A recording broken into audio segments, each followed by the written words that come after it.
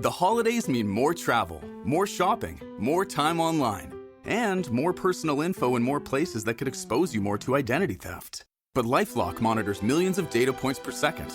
If your identity is stolen, our US-based restoration specialists will fix it, guaranteed, or your money back. Don't face drained accounts, fraudulent loans, or financial losses alone. Get more holiday fun and less holiday worry with LifeLock. Save up to 40% your first year. Visit LifeLock.com/podcast. Terms apply. The best record in the NFL now belongs to the Denver Broncos and the New England Patriots. At 9-2, they top the rest. And is it time to get worried for the Kansas City Chiefs? At 5-5, if the playoffs were today, they wouldn't be in them. But for that matter, neither were the Ravens nor the Lions. And as far as that goes, we wouldn't be winning any prizes on this show either.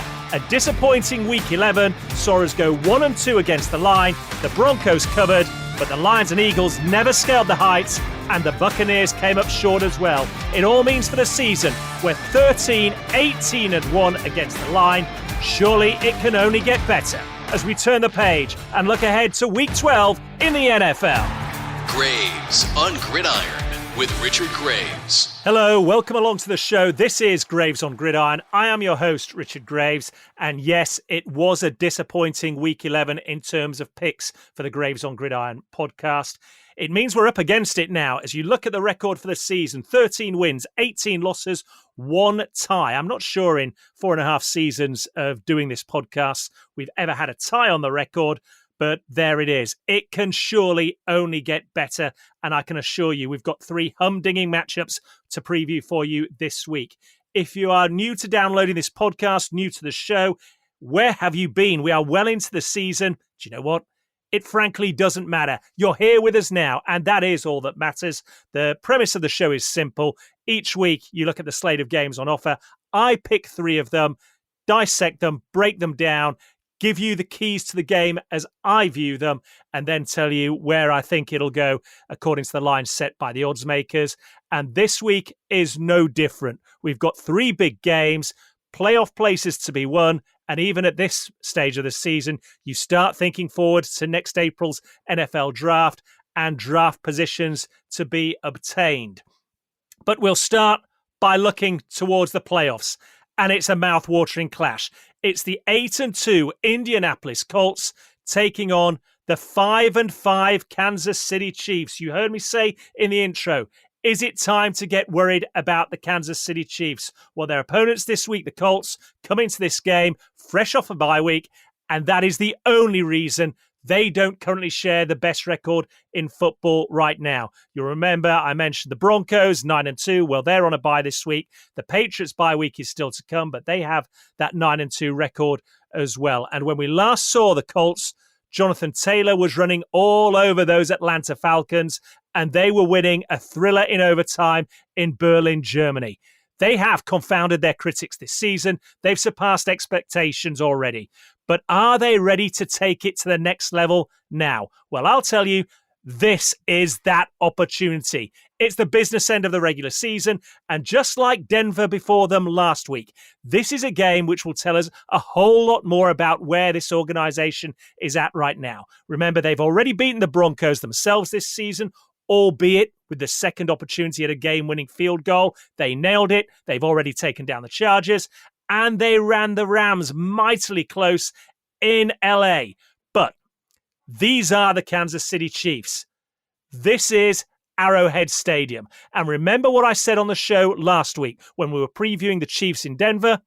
I told you if that game was taking place in Arrowhead, I would have taken the Chiefs. It wasn't. I took the Broncos, and the Broncos won the game with the last kick of the game. But Kansas City are under pressure right now. As great as they have been since Patrick Mahomes became their starting quarterback way back in 2017, their record right now is an even 500. They're at 5-5. They've already lost to both of their division rivals that are in contention for a playoff spot this season, the Chargers and the Broncos. They can ill afford to slip up anymore. Believe me, folks, the unthinkable is possible right now. This postseason might not feature the Kansas City Chiefs, and yet, I've got to tell you, you don't appear in 5 of the last 6 Super Bowls. if you don't have that intangible element about you, that all-important ingredient. You don't win 3 of those Super Bowls if you don't have the ability to look adversity square in the eyes and find a way to get the job done. And you don't go into Arrowhead Stadium and beat the Chiefs unless you are the better team. The stats right now this season say the Colts are exactly that. The Indianapolis Colts are number 1 in point-scoring offense. They're averaging 32.1 points per game. They're number 1 in running the football, or certainly in yards per rushing attempt, at 5.3 yards per carry. The leading rusher in football is MVP candidate Jonathan Taylor. They're number 4 in yards per pass attempt. They're averaging 8.2 yards per attempt in the air, and they only allow an average of 20.6 points per game on defense. Now compare that to the Chiefs. 9th in points scored per game. They're putting up 25.5 points a game. They're 17th in yards per rush allowed. They're giving up over 4 yards per carry. And look who's toting the rock for the Colts, Jonathan Taylor. The Chiefs are 23rd in defensive third down conversion rate at 41.2%. But you know what? Despite that, they're only allowing 18 points per game, just a lick over that, 18.1 points per game to the opposition. They only give up an even 100 rushing yards per game. And they have the number 7th ranked total defense, which means they are always in the game. So, when the game's on the line and you need to make a play, honest question, who are you trusting more? Daniel Jones or Patrick Mahomes? This is a what have you done for me lately league, and the Colts have defied everyone to this point this season. But no matter whichever way you look at it, I just can't get out of my mind the last time we saw the Colts play on American soil. And it was a disappointing loss on the road in Pittsburgh. And I've got to tell you, despite defeat, there was nothing about that Chiefs performance in Denver last week that makes me believe right now that this is a team that's done. So, with their season on the line, a full house at Arrowhead Stadium in what is effectively a must-win game, folks, I'm riding with the man that's been there, done it, proved he's the man for the big occasion. Give me Patrick Mahomes. Give me the Chiefs at 3-point favorites. The Chiefs will cover this game at -3.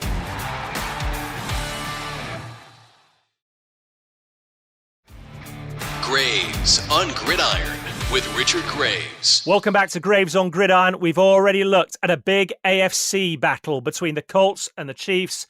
Next, we flip it to the NFC. The NFC East. It's the Philadelphia Eagles going into Dallas to take on the Cowboys. The Eagles are 3-point favorites going to AT&T Stadium. And you look at this matchup, it's a mismatch, right? Philadelphia, the reigning Super Bowl champions, best record in the NFC at 8-2, runaway leaders in their division, the NFC East, and they've already beaten the Cowboys this season. So the big question is, why the heck are they only 3-point favorites going into this game? What do the odds makers know that we don't? It's simple. Despite their success, the Eagles are a team that are frankly struggling offensively. That's why you've seen star wide receiver A.J. Brown posting cryptic messages week after week on social media. That's why we saw the owner of the Eagles, Jeff Lurie, talking to A.J. Brown at their practice facility only last week. This is a team that incredibly ranks 25th overall on offense. They're 28th in passing, 16th in scoring. They're scoring an average of 23.4 points per game. And incredibly, when it comes to running a ball, a team that was unstoppable last season is ranked middle of the pack. That's right, they're ranked 17th in the NFL in rushing offense. They average 115.2 yards per game. And Saquon Barkley, well, he's averaging less than 4 yards a carry right now. And this comes after a season in which he had more than 2,000 scrimmage yards. Defensively, though, that's a different story. That side of the ball has kept this Philadelphia Eagles in games this season. Second-year cornerback Kenyon Mitchell is fast becoming one of the most complete defensive backs in the NFL right now. Jalen Phillips was added via a trade with the Dolphins a few weeks ago to help the pass rush. He has definitely done that.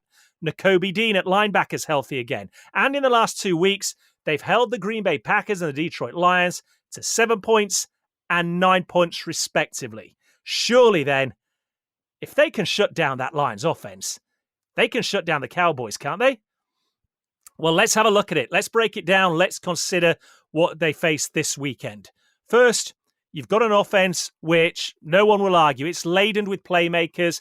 You've got CeeDee Lamb. You've got George Pickens. You've got Javonte Williams. You've got an offensive line which consists of 3 first-round picks at right guard, left guard, and left tackle. Dak Prescott at quarterback, the unquestioned leader of this Cowboys team. Frankly, he's playing the best football of his career right now. And then there's that emotional element to this game. What we saw on display on Monday Night Football when they beat the Raiders earlier this week. Well, now Dallas play at home for the first time since the tragic passing of their defensive end, Marshawn Kneeland. Look, different circumstances galvanize different players and different teams in different ways. Don't get me wrong. The Raiders on Monday night were frankly awful. But the Cowboys showed some character in that game to come out of a hole when they were playing on the road and not just win the game, but emphatically defeat the Raiders. You know, Dallas went 3 and out on their opening drive. They fumbled the ball away inside their own 20-yard line on their second drive. And yet they put over 30 on the board, and that game wasn't even close. Now you add into this equation a divisional rivalry at a venue where Dak Prescott, despite all the success the Philadelphia Eagles have enjoyed over the last 7 or 8 years, he is 6-1 when playing the Eagles at home. And here's the bottom line. If you're Philadelphia, you cannot realistically expect to keep winning games when your offense can't score more than 70 points. That's the mark they hit when defeating in defeat to the Denver Broncos just over a month ago. They never even made it to 17 points when they beat Green Bay and Detroit over the last fortnight. And now Dallas on defense have added Quinnen Williams at defensive tackle. We saw Demarcus Overshown return from injury at linebacker. Malik Hooker returned from injury to play at safety on Monday night. And suddenly against the Raiders, as bad as the Raiders are, you had a Cowboys defense which was much maligned, rightly so, through the first half of this season. They were sacking the quarterback. They were forcing turnovers. Look, make no mistake, Jalen Hurts is going to be pressured in this game. Dallas at home, they will score points in this game. And without a doubt, so should the Eagles. But the big question I have is, will they? In my opinion, not enough they won't. That's right. Give me the upset in this game, folks. Give me a good old-fashioned NFC East battle. Give me the Dallas Cowboys to cover as 3-point underdogs. I'm taking Dallas at +3. So from an upset to a gigantic earthquake if this game comes to fruition and the upset happens. Back in the AFC, the Jets at the Ravens, the New York Jets go into Baltimore as 13.5-point underdogs. The Jets have a 2-8 record on the season. The Ravens are 5-5. On paper, flat out, this is a mismatch. It's also a mismatch. And I'll be frank with you. It's going to be a mismatch on the field on Sunday. Sure, look, the Jets had a brief upturn in form when they got wins over the Bengals and the Browns. But boy, did they come back down to earth with a bump last time out in New England. Suddenly, a strong dose of reality hit them. There's no longer big Quinnen Williams in the middle of that defensive line. He was traded away to Dallas. Nobody to stop the run, nobody to push the pocket. Sauce Gardner's no longer in that secondary. And look at this defense. It's a unit which ranks 27th in the National Football League in points allowed. Align that with an offense which ranks 25th in points scored. You see the problem here? The Jets are averaging a lick over 20 points per game themselves, but they're giving up nearly 27 a game. And now you're going on the road to Baltimore to face a Ravens team who are red hot. Despite their slow starts this season, the Ravens have won 4 straight. Lamar Jackson's healthy again. He's playing well again. And they're just one game outside of first place in the AFC North. In the introduction to this week's pod, I said if the playoffs today, they wouldn't be in it. Give it 2 weeks. I expect that to change. If it doesn't change this week, by the end of next week, the Ravens, in my opinion, will be in first place in the AFC North, and they will be in the playoff picture. And when Lamar Jackson's healthy, Derrick Henry, I can't get my words out this week. Derrick Henry isn't just good in the backfield, he's great at running the ball. The New York Jets are 23rd in defending the run. Baltimore have scored 108 points in their last 4 games. The Jets have given up 85 in that period, and that includes a game when they held the Panthers to just 13. I keep coming back to my original point. This is a mismatch on paper, a mismatch on the field. And remember that win that the Jets had over the Browns where they scored 27 points? 14 of those came through a kickoff return and a punt return. That doesn't happen every game. That doesn't happen every season. It's not going to happen this weekend for the New York Jets. Look, Baltimore are heavy favourites going into this matchup to the tune of 13.5 points. I don't think that spread's enough. By rating over the course of this season, Justin Fields hasn't been just one of, he's perhaps been the worst quarterback in the National Football League. Outside of making plays with his legs, he's inaccurate when it comes to passing the football. He's struggled to find receivers. Garrett Wilson, their star wide receiver, still sidelined with injury. That reduces his options further. In contrast, look, expect the Ravens to march up and down that field this Sunday. They will put points on the board against this Jets defense. In my opinion, not only will they cover that 13.5 point spread, they'll do it going away. Take the Ravens, no questions asked, to cover at minus 13.5. Okay, let's recap the 3 games from your Week 12 slate. We start with a biggie in the AFC. The Colts going to Arrowhead to take the Chiefs. The Chiefs in a must-win game, 3-point favourites. And boy, do they deliver, in my opinion. We're taking the Chiefs at minus 3. Then it's on to the NFC East battle between the Eagles and the Cowboys in Dallas, Texas. The Cowboys 4-5-1. What sort of record is that? They've been indifferent to say the least this season, but this is a team playing with emotion, retooled on defense against a team that is struggling right now to put points on the board. Despite that 8-2 record, I don't think it tells the whole story. Give me the Cowboys at home at plus 3. Before we finish up, in Baltimore, the Ravens hosting the Jets. Ravens huge 13.5 point favourites. This is a gimme right now. Take the Ravens at minus 13.5. As I always point out, it's about fun, folks. It's about enjoyment. Anything we discuss on this podcast is meant to mesh with that and just increase your enjoyment of the Sunday afternoon action in the National Football League. Keep that in mind. If you do have any thoughts on what we've discussed this week in our previews, then hit me up on social media. On X, it's at Richard Graves1. On Facebook, it's Richard Graves RDG Media. And on Instagram, RDG Media UK. Always love to hear your thoughts, good or bad. Get in touch. Let's debate it all. But we need to start winning and getting some picks right on this show. It's been an average season at best. We enter the week with a 13-18-1 record. Let's close that gap. Let's be talking about a perfect 3-0 week in Week 12. Will it happen? We're about to find out. Enjoy it, folks. And once again, so long, everybody. Subscribe to Graves on Gridiron wherever you listen to podcasts. And keep up to date with the latest on Twitter. Search for Richard Graves 1. That's Richard Graves, the number 1.